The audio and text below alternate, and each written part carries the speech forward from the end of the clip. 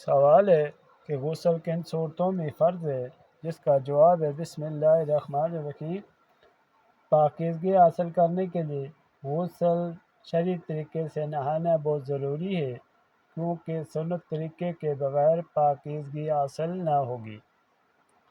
غسل کرنے کا طریقہ یہ ہے کہ پہلے نیت یعنی دل میں نہانے کا ارادہ کر کے پہلے گھٹنا تک دونوں ہاتھوں کو 3 مرتبہ دھوئیں، پھر استنجا کی جگہ دھوئیں، وہاں نجاست یعنی گندگی لگی ہو یا نہ، پھر بدن پر اگر نجاست لگی ہو اس کو دھوئیں، اس کے بعد وضو کریں، پھر کلی کریں اور ناک میں خوب پانی چڑھائیں، پھر ہاتھ میں پانی لے کر سارے بدن پر پانی کو پھیلائیں، خصوصاً سردی کے موسم میں، تاکہ بدن کا کوئی حصہ پانی سے تر ہونے سے نہ رہ جائے۔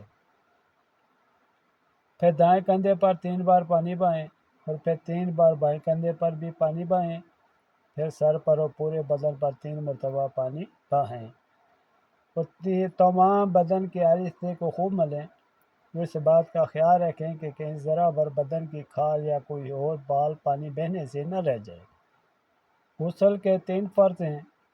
اول غرغرہ کرنا یعنی حلق کی جڑ تک پانی پہنچانا، دوم ناک میں پانی ڈالنا کہ جہاں تک نرم جگہ ہے دھل جائے، اور سوم سارے بدن پر پانی بہانا کہ کوئی جگہ خشک نہ رہ جائے۔ غسل 5 چیزوں سے فرض ہوتا ہے۔